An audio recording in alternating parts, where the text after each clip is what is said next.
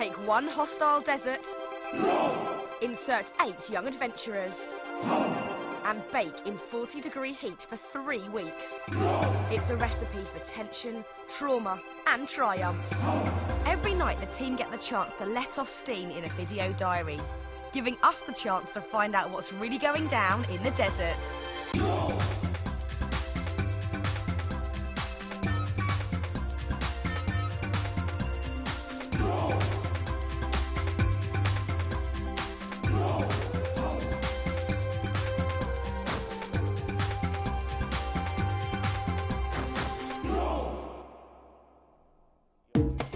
After a week in the desert, the 8 adventurers were pretty exhausted.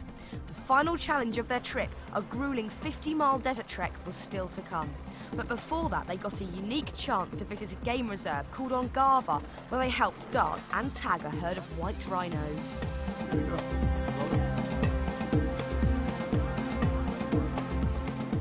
It was an amazing day for everyone, especially for Ellie, who got to go in the helicopter as a birthday treat. Really, really amazing. Today has just been the most incredible day ever. I mean, like, seriously incredible. Best day of my life.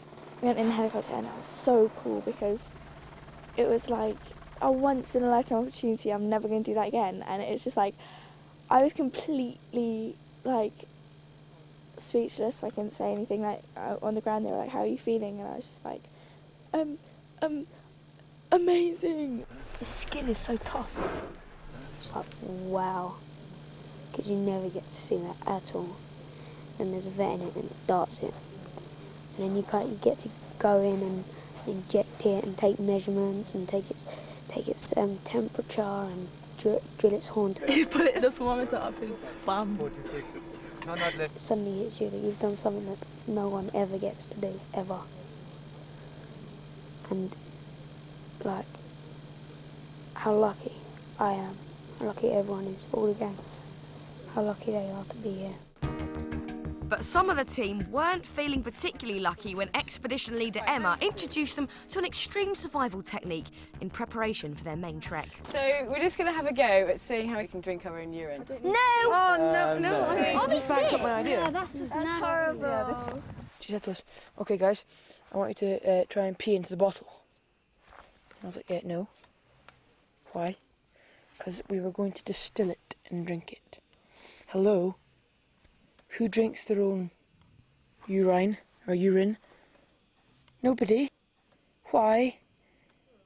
Sick, yes. The team didn't actually drink their own urine, which could be dangerous, but used a special system of evaporation to create clean drinking water. Very, very carefully unveil your bottles. Don't lift them up. And then went back to taste it. And everyone picked them up really gently, yeah? I picked mine up, or someone called me, and I turned round and I spilled it. I didn't notice though. Dave, you going next? This will quench your thirst when you're in the middle of the desert.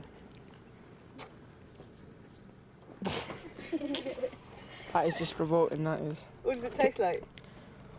Urine. One of the worst experiences I've ever had today. It was really disgusting. Really quite disgusting. There is an art to open them, you do have to be really careful.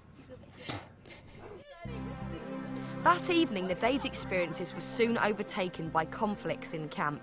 There was the opportunity to spend the night in a luxury tent. The catch was, the group had to vote on who went. Clean sheets, folded towels, and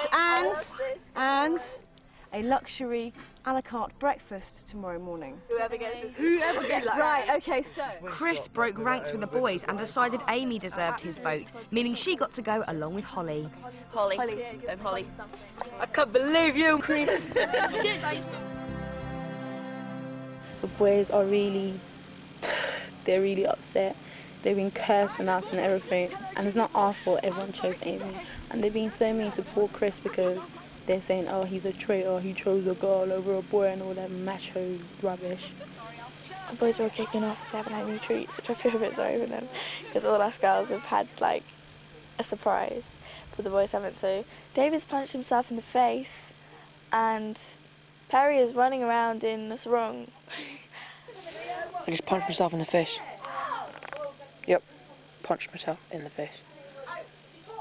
Because it hurts. Chris voted for Aimee, so Aimee gets the gun instead of me. Chris Chris is a traitor. He's a traitor. Traitor, traitor, traitor. That's all you can say on the subject is a traitor. And I'm not going to speak to him for maybe several days, weeks. It's just, I don't think he can redeem himself from this one. There's no turning back now. He's gone way past the line. He voted for Aimee. Just breathe. See, this is when I punched myself last time and it really hurt, so I don't want to do it again. I want to live here. This is quite scarily nice. Wow. Luxury is not the word. It's just amazing. I feel kind of like, oh my goodness, you know, I'm too dirty and smelly to be here, and oh, it was brilliant because the group voted for me to come here, which was just so nice. One of the lads could have been sleeping in a 5-star hotel thinking tonight. But oh no. Aimee does not deserve that at all. It's a joke.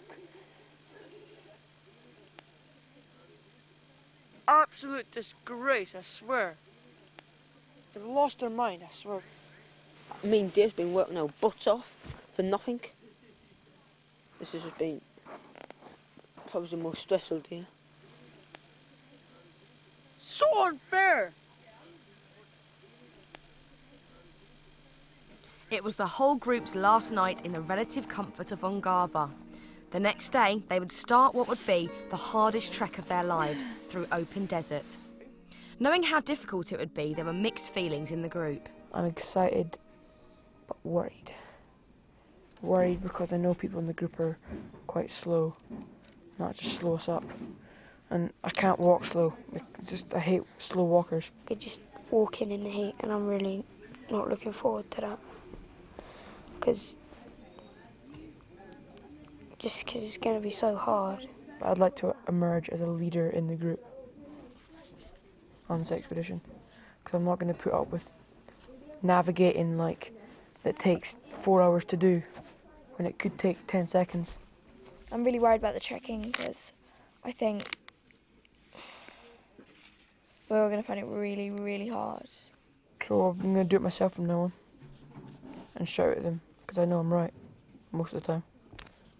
Because they ain't very bright up here. Next morning, a nervous and bleary-eyed group packed up and headed out into the desert. From this point on, their mission was to search for desert rhino and record details about them for the charity Save the Rhino Trust. Their information would be crucial in the fight against poachers and disease. They ventured deep into the desert and prepared themselves for living out in the wilderness.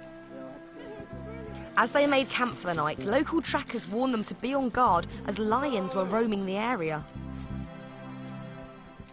A lion kept them up from 2 o'clock till 7 this morning, roaring, and it was like, there's a man who studies lions in this area and said this is one of the best parts in Africa for lions. It's like one of the best to see them, but in the other hand it's like the worst place.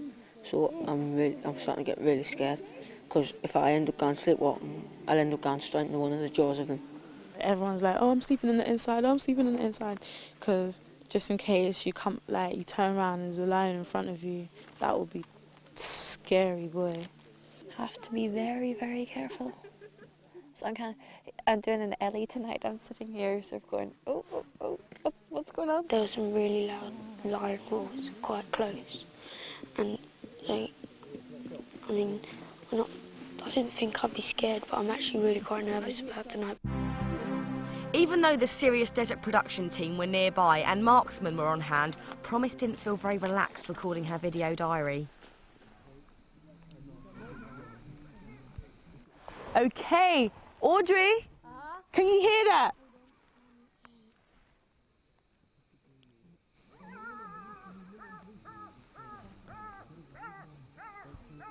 Audrey? What is it? I don't know. The jackal. It's coming down here as well.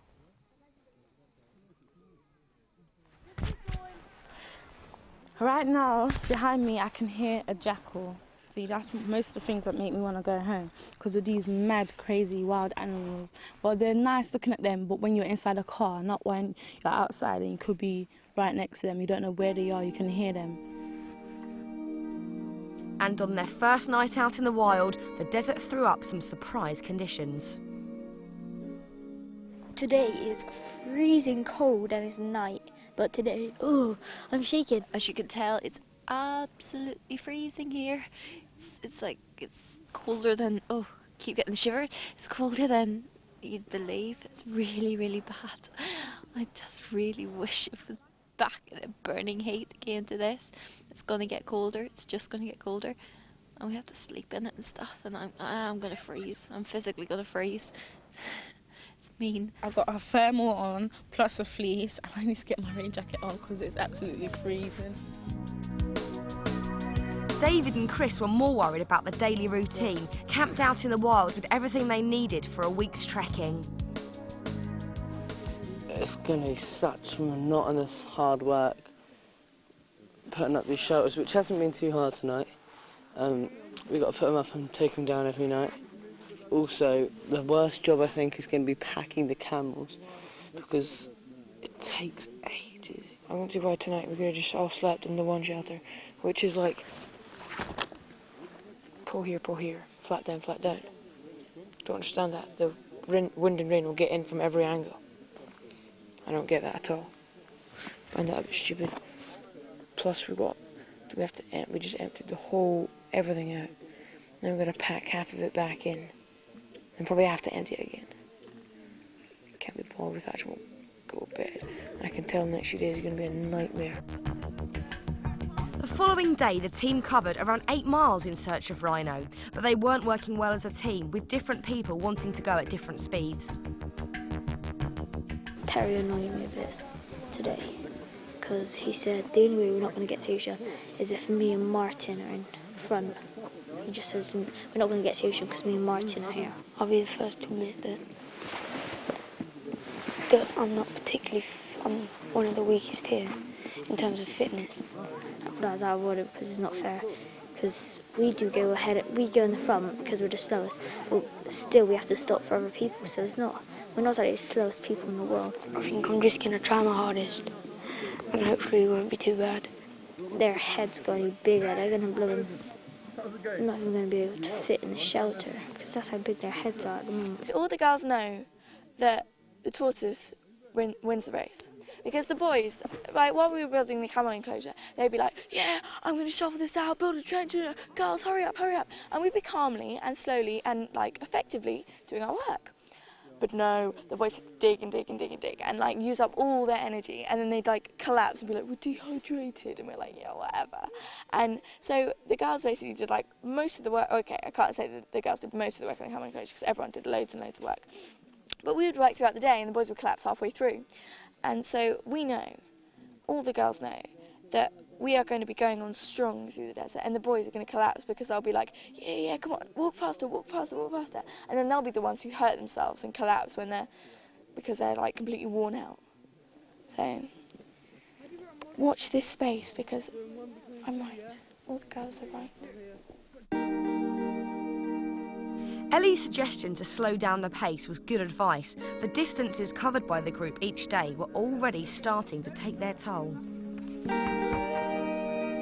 My feet are really hurting. They're absolutely covered in blisters. I have blisters the size of like a molehill. My knees and my back were really caning me. My knees are just killing me so badly. My legs were killing me. And the soles of my feet are hurting. And I couldn't even walk. Dave had to pick me up. And my feet are like really sore. And it's just really random. You had to walk all day. Yeah, and it's only, the second day of trekking.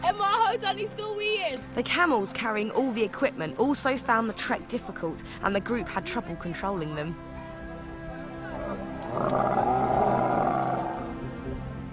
The camels have been crazy today. Like, psychopathic one. It's like, kicked Aimee, kicked David, tried to kill me and Parry, destroyed the water bottle. Such a nightmare. Just don't start on the camels. He got kicked out the bomb by Anton. He booted him up the bomb. He got kicked out the bay. by a camel, Anton went a bit cuckoo and kicked him up the bay. I got kicked in the bum by Anton, and that really did hurt, and I had a bruise on my hip all day. I thought he was crying. Anton swung around, bit me in the arm, yeah. I let go, he went up, and he had all the stuff on him, and the big sailors went and fell. It's a scary thing, it really was, because they're kicking and bucking and... Not nice at all. Rather carry my bags myself, to be brutally honest. The team were now under real pressure. After 2 days of tracking, they'd only found a few footprints. If they were to complete their mission, they needed to find Rhino, and fast. Apparently, the desert rhinos here can walk up to 20 to 30 kilometres in a night, and if it does, then we could be following it for some time. And we might not make it to the dunes if we have to do that. But we've got to track, and finding a rhino is our priority. So that's what we need to do. They carried on tirelessly, and although they came across some more clues... Tell us what you think. I think this is quite recent. Really wet. The trail didn't lead to a rhino. Lack of success mixed with the tough conditions was causing low morale in camp. We're all tired and temperature high. This is the first and last time you ever catch a city girl like me that hops on a bus to practically go everywhere, yeah? Good! Your breath stinks, good! Walk across Africa, walk across a blooming desert, yeah? Never again. Everything kind of in the camp is a bit stressful because everyone's kind of expecting things to be done, so it's kind of like, what are we having for supper tonight? Where's this? Where's that? Ellie, where are we putting up the tent? And it's kind of like, make your own decisions, you know. I'm not the only one who makes the decisions. We're supposed to be like a group who can like work together and stuff, and I know as much as they do. For the past few days, Aimee had been finding it hard to relax around camp and felt the need to organise everything. It was annoying the boys, and Aimee was feeling the pressure. I think I've put taking years of my life stressing, just, you know, stressing that we wouldn't get the camel enclosure finished, stressing because people are being disorganised, people are stressing Bruce and Emma, just stressing in general, which has annoyed the life out of me because usually I'm not a stressed person. I just take everything in my stride, but here I've only, you know, because it's such extreme things, I've been able to take most of it in my stride, but there's other times the stress just completely got to me. Aimee again today was being annoying. Back to her usual self, I knew it would happen.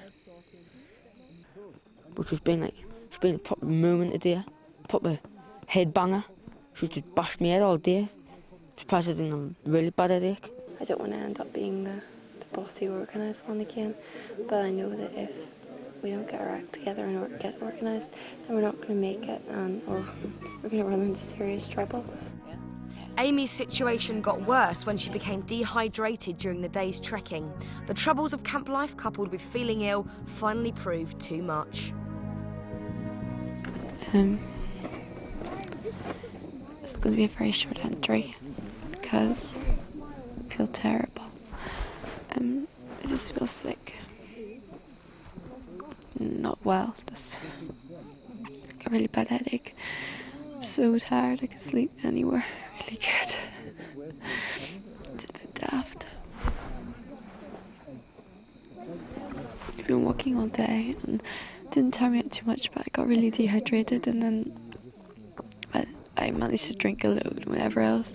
Felt better for a wee while, but it's back again. And I think it's now more like tiredness and lack of food and everything. Just general. I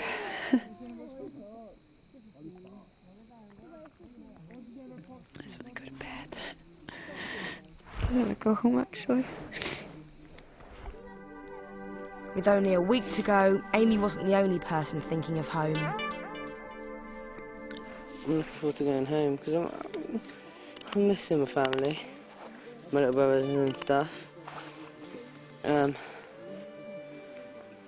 My dog, Scrappy, I'm missing. I miss him quite a bit, and I didn't think I would. Sometimes it feels like it's taking forever to get the 3 weeks over with. Like today, it felt like it was. We're putting our tents up. Today, it felt like it was like quite short. The 3 weeks has gone fast. But like tomorrow or something, if I'm not enjoying it, I feel like it's taken like 3 years or something like that. So I'm getting a bit into it. I really can't wait till I get home. I don't know how I'm feeling. I'm feeling like, oh, I want to see my family. We've stayed here for long enough. And I'm feeling like, oh, we've made such good friends. Like, this is my little family now. I feel so, we're so close. It's like, everyone just looks out for everyone. It's so heavy, it's heavy. But then again, I'm thinking, oh, it's enough now. I think it's time to go home. It's quite hard, so it makes me just sort of feel that I'd rather be at home than here. Which is the same problem during the day. Like when we're walking when it's really hot, but then in the evening and the morning I really love it here. But hopefully once I get used to trekking every day, getting up early, trying to put up camp in the dark, things will get better. But if not, it's going to be really hard and I'm just going to start getting even more homesick than I am now. But Martin's mood was about to change for the better. Every day the group linked up live via portable satellite with the CBBC programme Exchange, and they had a surprise in store for him. Hello Martin, are you there? Hi! How are you? I'm not too bad. We've had a really hard trek today, and everyone's feet are hurting and we're getting blisters. Are you missing anything, Martin?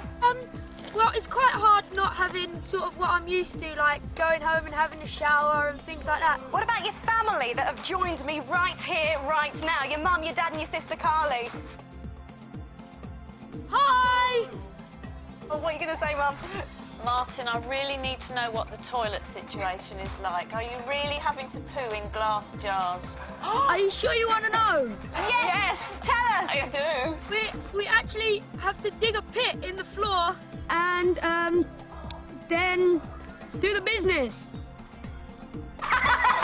Absolutely brilliant. Well, do you know what? Your mum, your dad and your sister have told me that they're missing you terribly and we'll be catching up with you very soon. Good luck, yeah, and see you soon. Bye. Bye. Bye. Oh, I'm all shaky.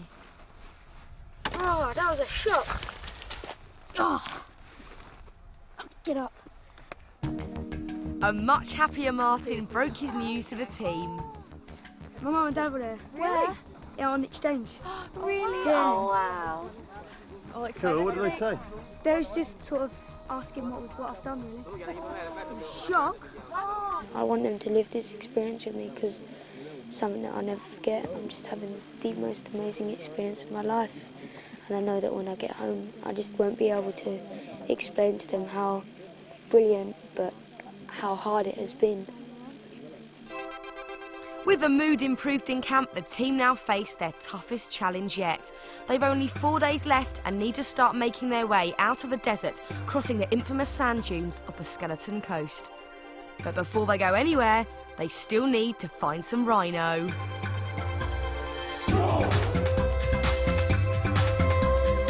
Once upon a time in a faraway land, Parry decided to get stressed.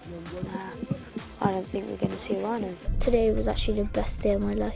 Promise Campbell does not know what to say. I'll never forget this. It's been absolutely amazing.